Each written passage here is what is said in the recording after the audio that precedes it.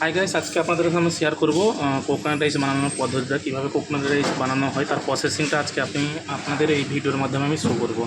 তো প্রথমে আমি কড়ার মধ্যে একটু অয়েল দিয়ে দিব। দেখতে হচ্ছে আমি একটু অয়েল দিয়ে দিলাম। তারপরে যে করণীয়টা হচ্ছে একটু সরিষা, অল্প পরিমাণ সরিষা এর মধ্যে দিয়ে দিব।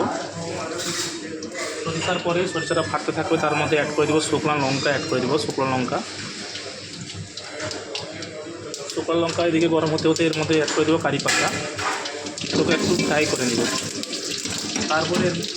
তারপরে এর মধ্যে অ্যাড করব আমাদের মানে একদম করা নারকেলগুলো ক্রাশ করা আছে, এগুলোকে এর মধ্যে অ্যাড করে দেবো।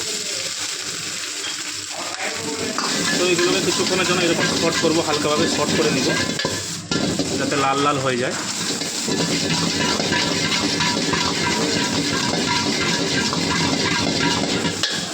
লাল হওয়া পর্যন্ত এই কোকোনাটটাকে নাড়ি জাড়ে লাল করে নেব।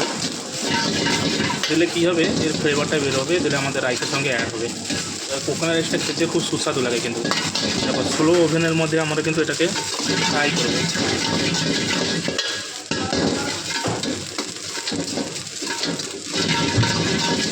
তারপর অলরেডি আমাদের কোকোনাট লাল হয়ে গেছে এবং অয়েলও ছেড়ে দিয়েছে।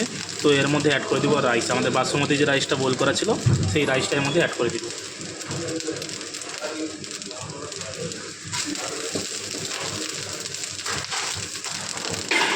তো রাইসটা অলরেডি অ্যাড করে দিচ্ছি, এটাকেও খুব ভালোভাবে মিক্স করে নিব।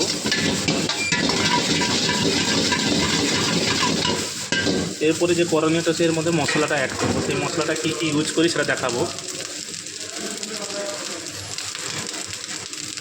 প্রথমে দিয়ে দিলাম লবণ পরিমাণ মতন,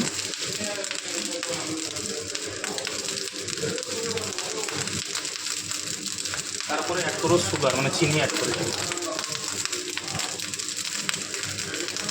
তারপরে অ্যাড করবো হোয়াইট পেপার। অলরেডি আমাদের কোকোনাট রাইস রেডি, যা সেটাকে মিক্স করে নেব। দেখো অসাধারণ লাগছে। কিন্তু যদি আমাদের এই রেসিপিটা ভালো লেগে থাকে অবশ্যই আমাদের এই পেজটিকে ফলো করবেন, লাইক করবেন, শেয়ার করবেন। দেখো একটু জুম করে ভালো করে দেখে দাও, রাইসটা ভালো করে কাছে নিয়ে দেখে দাও। দেখো অসাধারণ লাগছে। কিন্তু ভালো থাকবেন, সুস্থ থাকবেন, ধন্যবাদ।